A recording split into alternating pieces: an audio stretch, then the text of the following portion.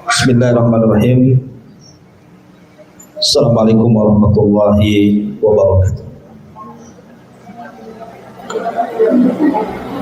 Alhamdulillah, wassalatu wassalamu ala rasulillah wa ala alihi wa sahbihi wa mawalah wa la hawla wa la quwata illa billahi wa ba'd.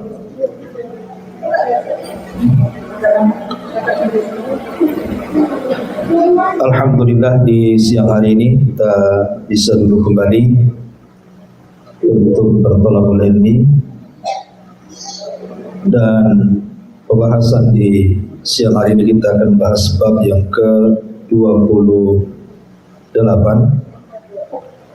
tentang hukum tatayur.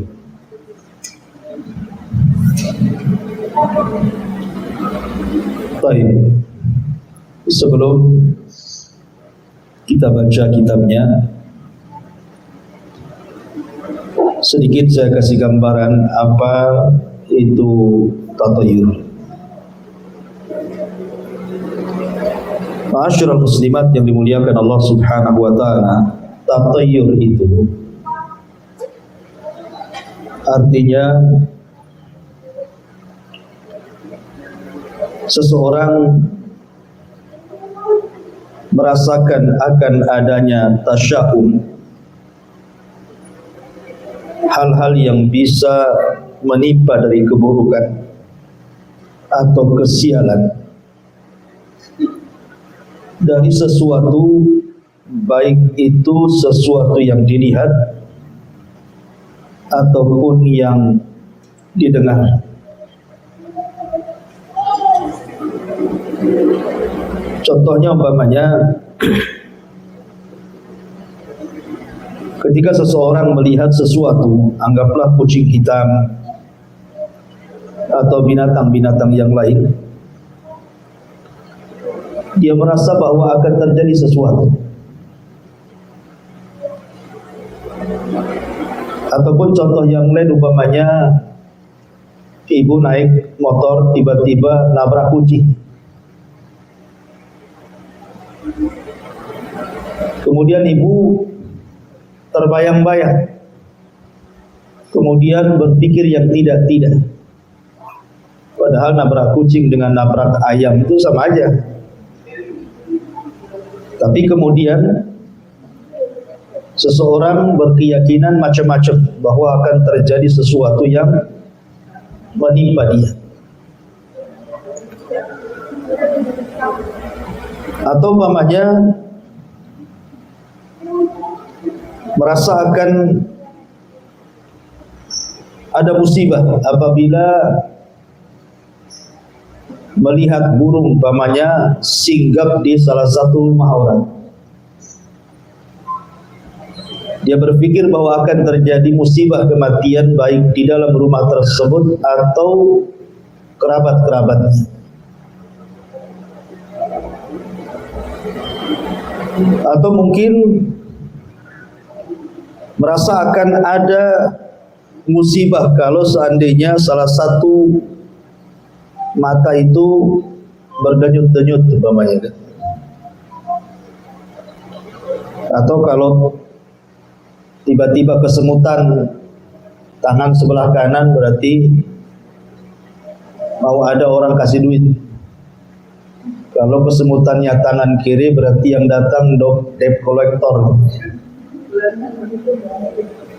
Atau umpamanya bawa piring atau gelas, kemudian tiba-tiba kaget, kemudian jatuh, pecah, kemudian tiba-tiba dia berpikir akan ada kesialan. Yalah, sialnya suruh ganti karena mecahin gelas. Atau contohnya umpamanya ibu lagi jalan naik motor, tiba-tiba ada ular nyebrang. Dan biasanya kan kalau lagi jalan tiba-tiba dipotong sama ular, terkadang berkeyakinan yang tidak-tidak. Atau umpamanya tatayur dengan bulan gitu ya, yang sering di negeri kita ini, kalau datang bulan Muharram, di sebagian adat daerah tertentu itu, bulan Muharram ini bulan membawa sial katanya. Kalau kawin di bulan Muharram cepat cerai. Kalau bangun rumah nanti roboh. Kalau usaha cepat bangkrut. Nah ini tatoyur. Bahkan ada orang yang tidak mau mengadakan hajatan di bulan Muharram karena takut terjadi malapetaka. Atau umpamanya anaknya sakit-sakit, kemudian tatoyur dengan nama, mungkin karena namanya si Anu, ini harus diganti nih namanya nih, kalau enggak sakit-sakit terus. Akhirnya diganti nama. Terus diganti nama makin parah pula sakitnya. Jadi gimana lagi tuh? Jadi ada orang tatayur dengan nama gitu. Atau umpamanya gara-gara ada orang luar datang ke kampung, kemudian tiba-tiba jadi ada musibah, disalahkan tuh gara-gara orang itu datang. Lah itu semua adalah bagian daripada tatayur. Bahkan ada sebagian keyakinan di masyarakat itu kalau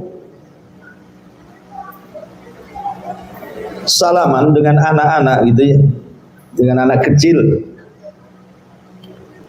tiba-tiba kemudian anak itu ketika dicium tangannya oleh yang salaman, umpamanya ibu salaman dengan anak kecil, kemudian ibu cium tangannya anak kecil itu ada keyakinan nanti anak ini kalau besar tukang minta-minta katanya.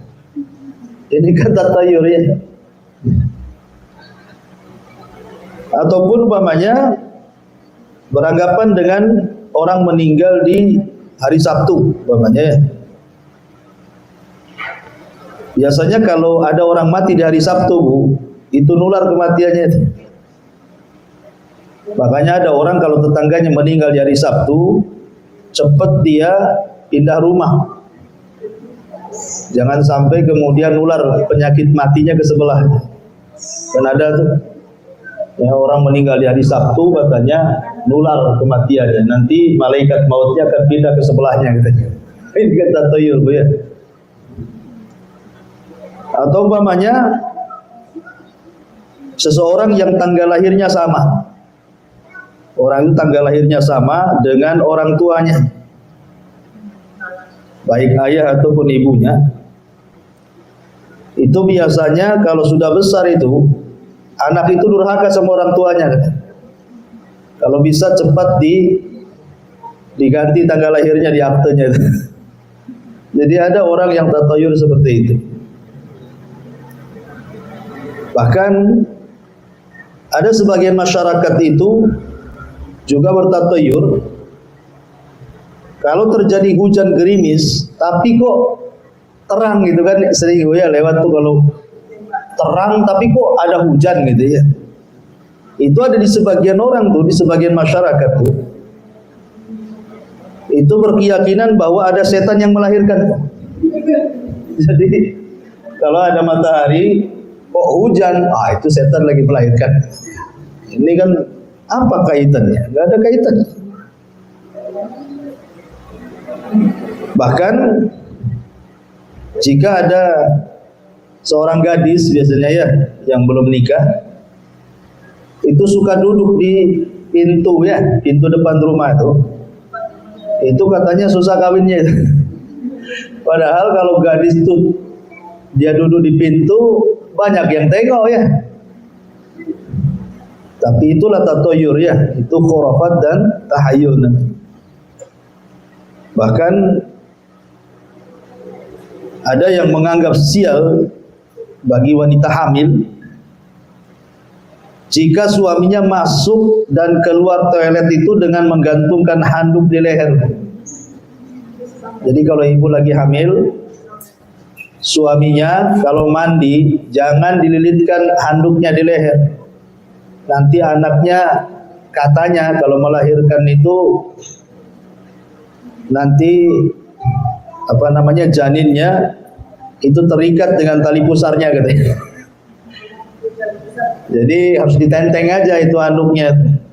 Kalau enggak nanti kelilit pula dengan tali pusarnya katanya. Yang lebih parah lagi yang umum adalah tatayur dengan angka tuh. Ya Bu ya, biasanya angka 13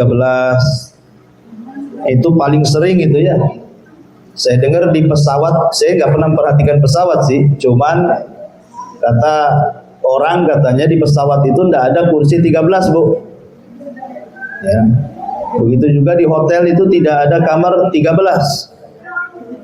Itu biasanya main loncat-loncat tuh.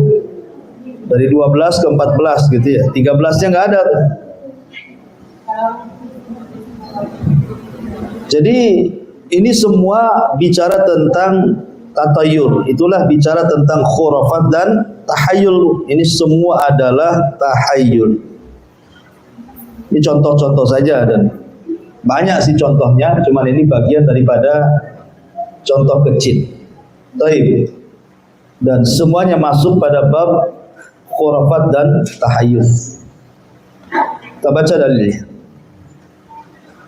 Allah Subhanahu wa taala berfirman di sini, "Ala innama ta'iruhum indallah walakinna aktsarahum la ya'lamun." Ketahuilah, sesungguhnya kesialan mereka itu adalah ketetapan dari Allah, akan tetapi kebanyakan mereka tidak mengetahuinya. Jadi dari ayat ini menunjukkan bahwa tatayur itu menganggap sial dengan sesuatu.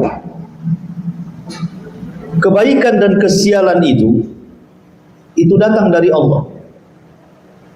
Kebaikan dan kesialan itu datang dari Allah. Semua sudah ditakdirkan Allah.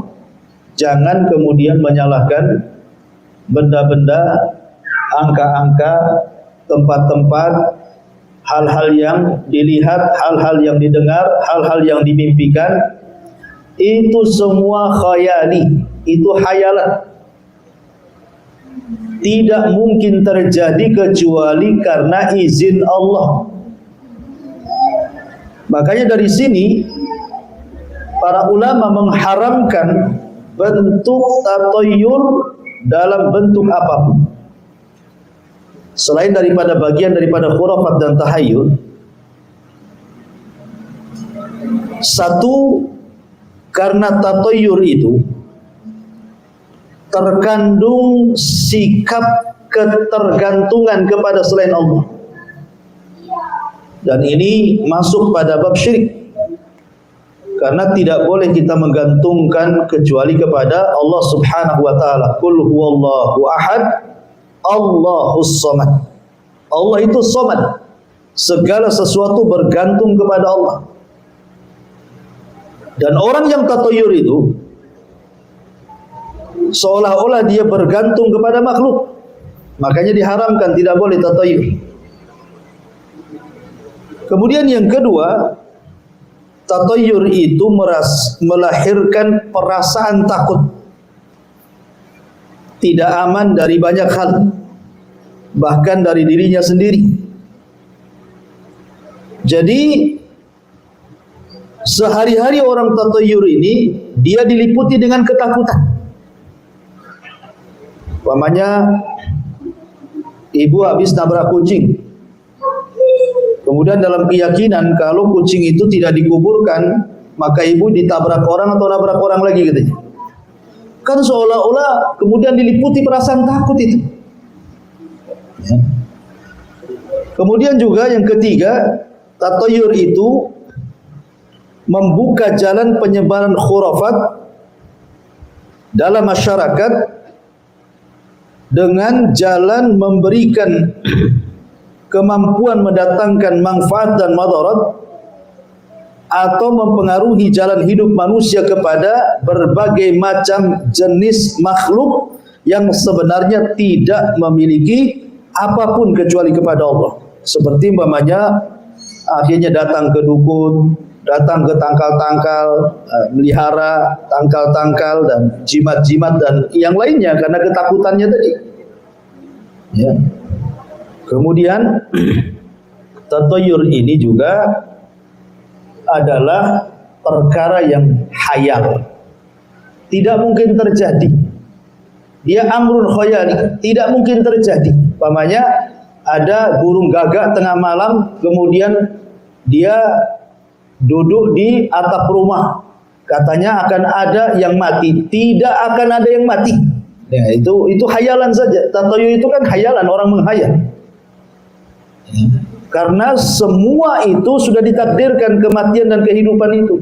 Kenapa kemudian dibayangkan gara-gara burung gagak ada kematian? Emangnya burung gagak udah bekerja sama dengan malakul maut? Kan nggak masuk di akal. Nah, itu perkara hayal. Dan itu bisa terjerumus kepada dua hukum syirik. Syirkul asghar dan syirkul akbar. Syirik besar dan syirik kecil. Kapan syirik besar? Kalau seandainya kejadian itu mutlak ditimbulkan oleh benda-benda, binatang-binatang, angka-angka dan begitu seterusnya, dan tidak ada ikut campur Allah di sini, ini syirik besar.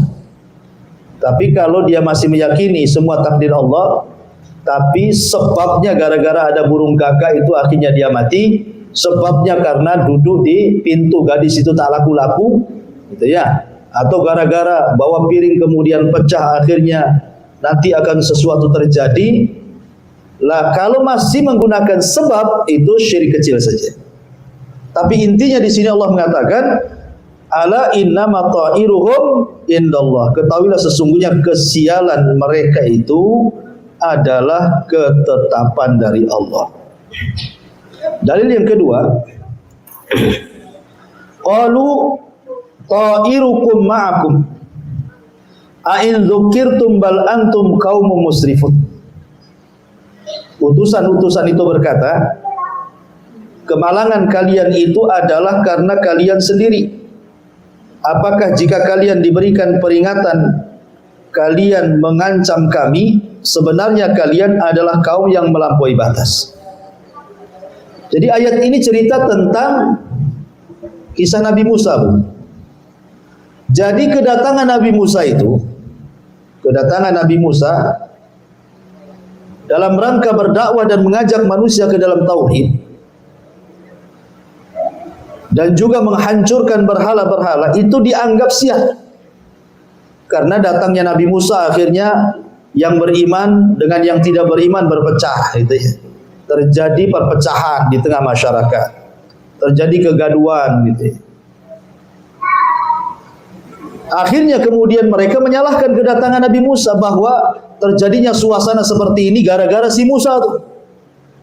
Maka Allah Subhanahu wa taala mengatakan qalu ta'irukum ma'akum a'in dzukirtum bal antum qaumun musrifun. Utusan-utusan itu berkata, kemalangan kalian itu adalah karena kalian sendiri. Maksudnya Nabi Musa ingin mengatakan bahwa kalau kalian ada kemalangan, banyak bencana kepada kalian, karena kalian itu yang melakukan maksiat, kesyirikan kepada Allah.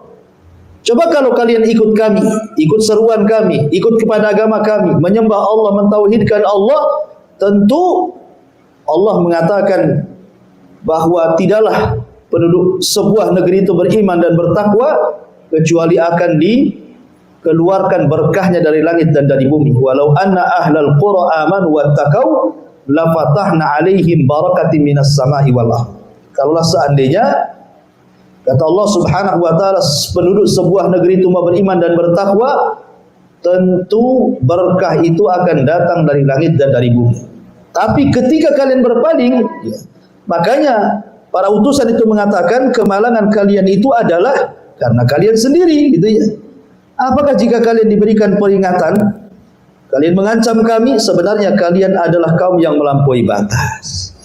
Jadi dari ayat ini kita simpulkan bahwa kalau terjadi musibah, kalau terjadi kemalangan, maka musibah dan kemalangan itu murni karena kemaksiatan. Jadi kalau di sebuah daerah ada gempa, ada tsunami, ada puting beliung, ada wabah dan yang semacamnya, itu ditimbulkan karena maksiat. Karena maksiat, bukan karena seseorang. Dan itu dijelaskan di banyak hadis Nabi SAW, seperti umpamanya Rasul mengatakan, kalau kalian mulai melakukan perzinahan dan terang-terangan dan tidak punya rasa malu, kecuali Allah Subhanahu wa taala akan kirimkan kepada kalian penyakit, wabah, di mana penyakit dan wabah itu belum pernah terjadi kepada sebelumnya.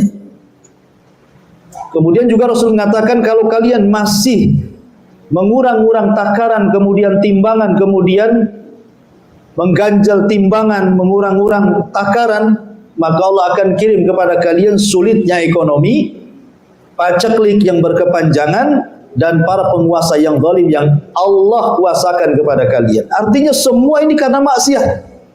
Ya, tapi kalau orang itu mau beriman dan bertakwa, maka insya Allah tidak akan ada musibah, yang ada keberkahan. Baik, kemudian dalam hadis Nabi SAW dari Abu Hurairah radhiyallahu an, Nabi SAW bersabda, la adwa, wala tiyarata, wala hammata, wala safara. Dalam riwayat wala nau'a, wala gula. Ini Rasul ingin menjelaskan beberapa perkara, semua bagian daripada khurafat dan tahayyul, semua bagian daripada tatoyur. Kata Nabi SAW, la adwa, tidak ada adwa, tidak ada adwa. Apa maksudnya tidak ada adwa? Maksudnya tidak ada adwa, artinya tidak ada penyakit yang menular dengan sendirinya. Melainkan kalau seandainya ada orang yang tertular, berarti penyakit itu tertular karena izin Allah. Penyakit itu tidak akan menular dengan zatnya, karena penyakit itu makhluk yang Allah ciptakan. Lalu kalau seandainya ada orang yang kena karena mendekati, bukan penyakitnya yang pindah, tapi karena memang Allah sudah izinkan dia terkena penyakit itu. Bukan karena menular dengan sendirinya, tapi semua karena takdir Allah Subhanahu wa ta'ala. Contoh umpamanya penyakit apa yang menular, Bu? Corona ya? Corona menular enggak? Contoh umpamanya orang flu. Orang yang flu, ya kan?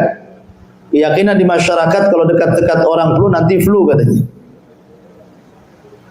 Flu itu tidak menular dengan sendirinya, gitu ya. Jadi kalau seandainya ada orang yang dekat-dekat orang flu, berarti dia flu. Kalaupun dia punya penyakit flu, berarti karena izin Allah. Karena banyak juga orang yang dekat-dekat orang flu itu tidak ikut flu juga, kan, gitu ya. Jadi itu semua karena izin Allah Subhanahu wa ta'ala. Walaupun demikian, tetap kita mencari sebab. Kalau ada orang yang terkena penyakit yang bisa berpindah, maka jangan dekat-dekat. Ya kan, walaupun tidak ada penyakit yang menular maksudnya dengan sendiriannya kecuali karena izin Allah, tetap kita harus mencari sebab. Sebagaimana Rasul mengatakan, firra minal majrum kama tafirru minal asad. Jauhilah dari orang yang terkena kusta sebagaimana engkau lari dari kejaran singa. Nah, itu mencari sebab, artinya ya supaya jangan sampai kita jatuh kepada tatoyur, khurafat dan tahayul.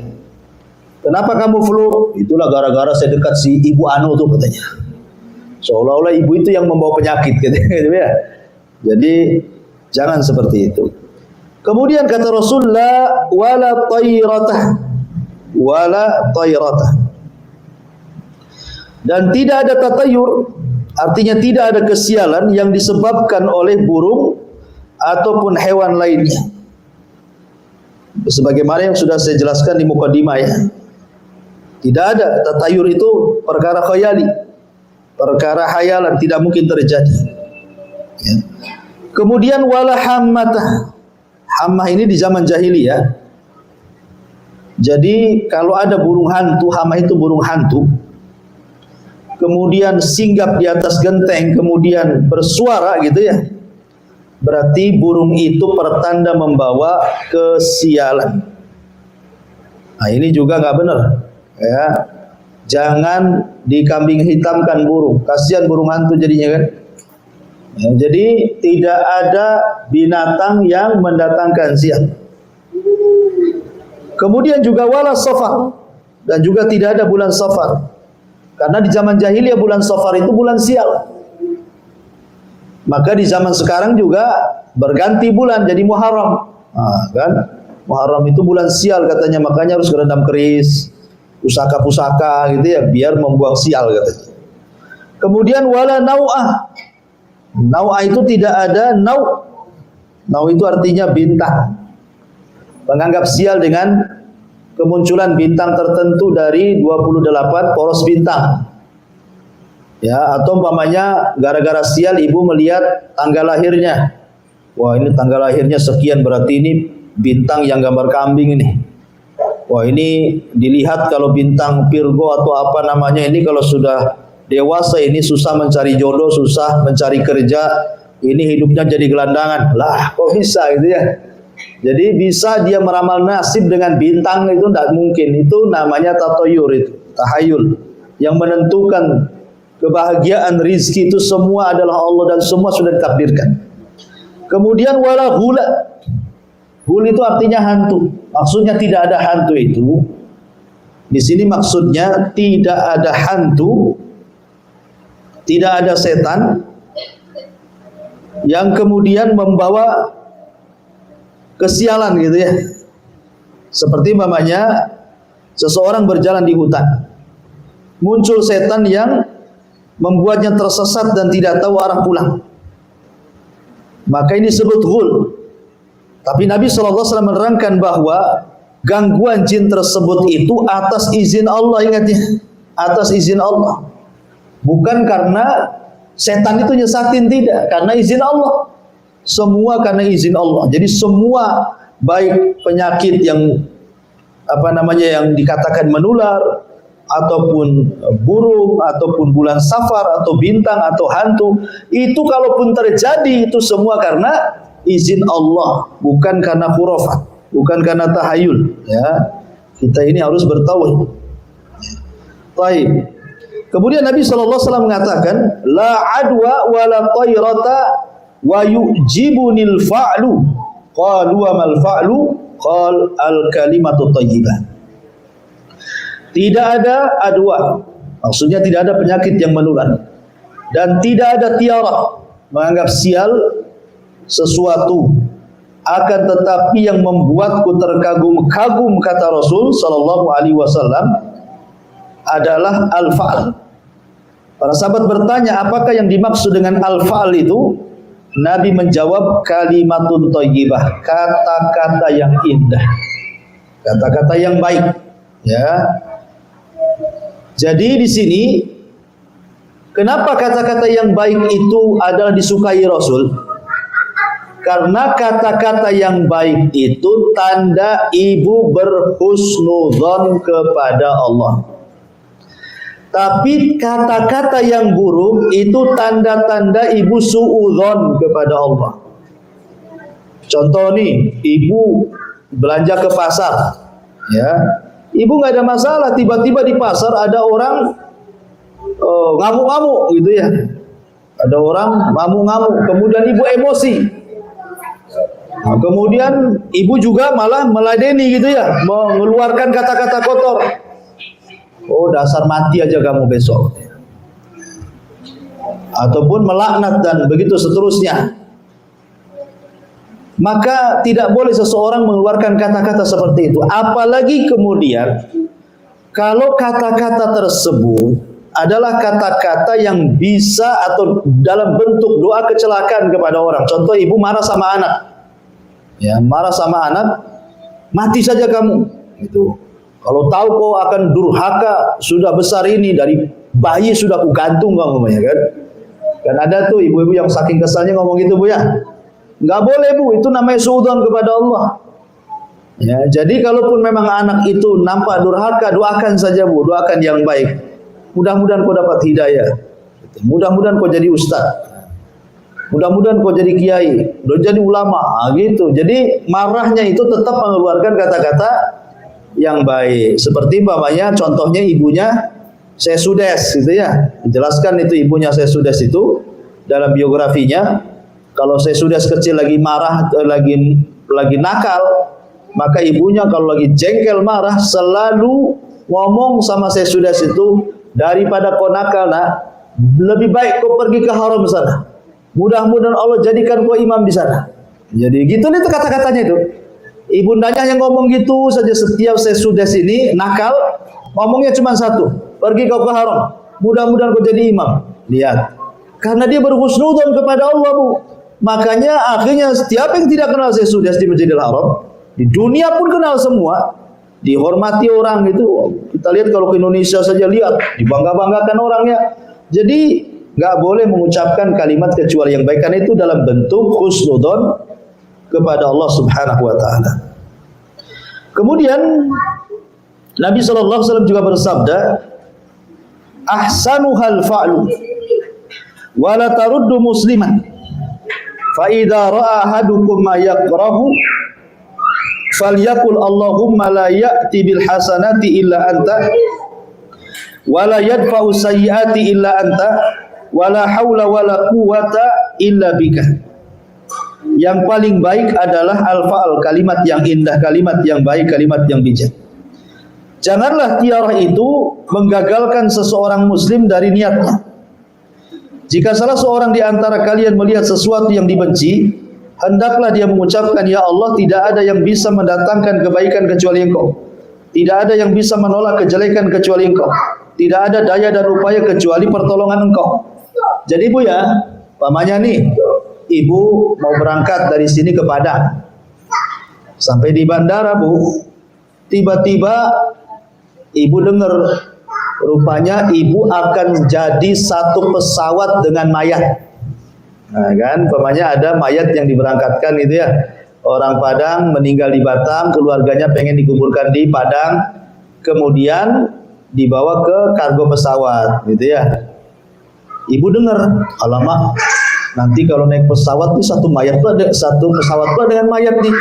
Nanti kalau terjadi apa-apa gimana? Ah, itu ya kan? Itu namanya tatoyur, Bu. Kata Nabi Shallallahu alaihi wasallam, ya, kalau memang seperti ini, jangan gara-gara ada keyakinan satu pesawat dengan mayat tiba-tiba ibu membatalkan pepergiannya. Enggak begitu. Enggak ada urusan mayat dengan kecelakaan pesawat.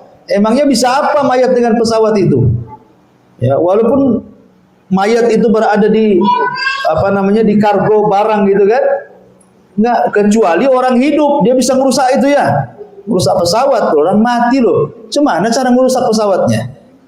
Nah, jadi jangan sampai gara-gara keyakinan seperti itu tidak melanjutkan perjalanan, karena ini bagian daripada khurafat tatayun. Enggak boleh, ya kan? Atau gara-gara ibu nabrak kucing, padahal ibu dari sini mau ke Tiban tuh, mau ke Jabal Uhud kan?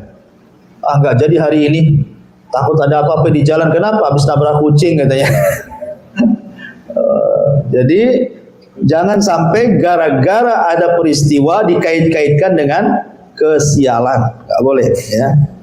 Kemudian selanjutnya Abi Daud meriwayatkan sebuah hadis secara marfu dari Abdullah bin Mas'ud radhiyallahu anhu. Rasul mengatakan, at-tiyaratu syirkun, at-tiyaratu syirkun, at-tiyaratu syirkun. Tatoyur itu syirik, tatoyur itu syirik, tatoyur itu syirik. Kenapa? Karena tadi menggantungkan sesuatu kepada selain Allah. Maka tidak boleh menggantungkan sesuatu kepada selain Allah.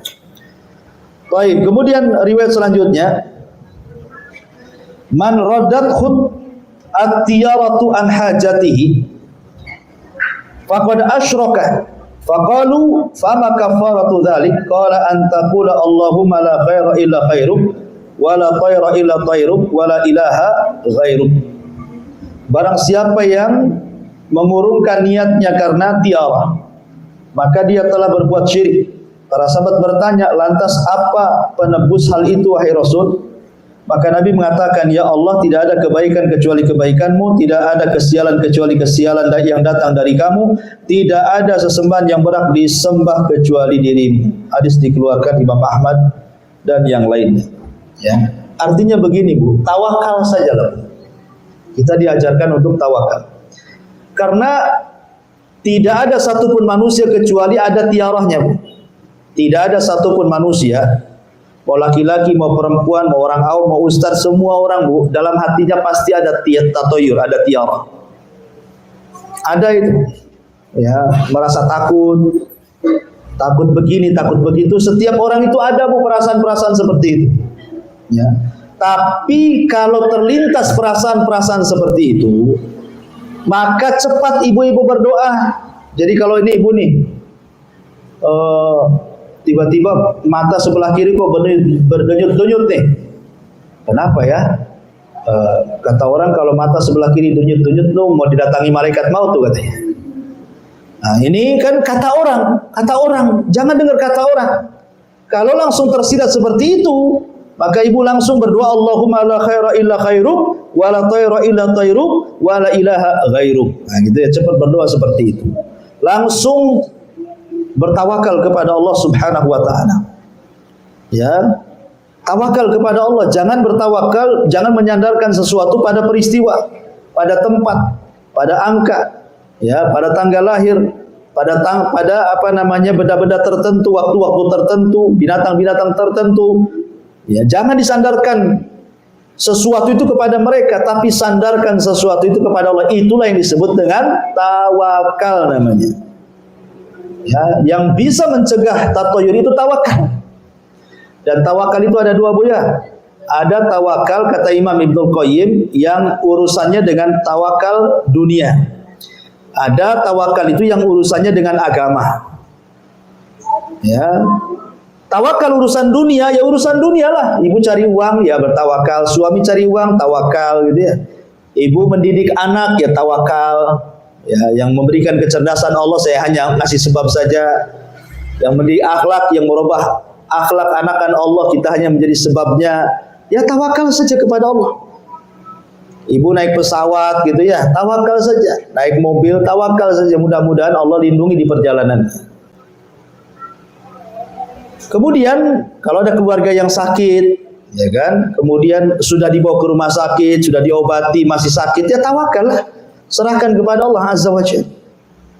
Atau dalam urusan agama, seperti umpamanya dulu zaman para nabi, Nabi Musa mau mendakwai Fir'aun. Tahulah Fir'aun itu kan raja nomor 1 Mesir, bisa saja membunuh Nabi Musa. Maka Nabi Musa mengajarkan tawakal. Nabi Ibrahim ketika melawan Namrud juga diajarkan tawakal. Termasuk Nabi kita Muhammad SAW dihadapkan dengan kekuatan besar orang-orang jahiliyah, tetap saja tawakal. Ya, dalam berdakwah terus berdakwah, dia yakin bahwa yang menolong dia Allah Subhanahu wa taala. Jadi dalam urusan dunia pun tetap tawakal, dalam urusan agama tetap tawakal. Dan yang terakhir hadisnya adalah innama tiyaratu ma amdaka aw raddah. Tiarah adalah sesuatu yang bisa membuatmu menunaikan atau mengurungkan niatmu. Jadi sekali lagi, jangan sampai seseorang itu gara-gara ada yang dilihat, ada yang didengar, akhirnya mengurungkan niat untuk melakukan sesuatu. Ya, tetapi ingat bahwa Allah menciptakan kebaikan, Allah juga menciptakan keburukan. Kita disuruh untuk berlindung dari keburukan dan kita meminta dari kebaikan yang Allah berikan kepada kita. Wallahu a'lam. Ini diantara bab tatayur. Silakan sebelum saya tutup kalau ada yang bertanya. Kalau nggak ada, alhamdulillah sudah paham semua. Mudah-mudahan ada manfaatnya. Subhanallah bihamdika asyhadu an la ilaha illa anta astaghfiruka wa atubu ilaik. Allahu ta'ala. Assalamualaikum warahmatullahi wabarakatuh.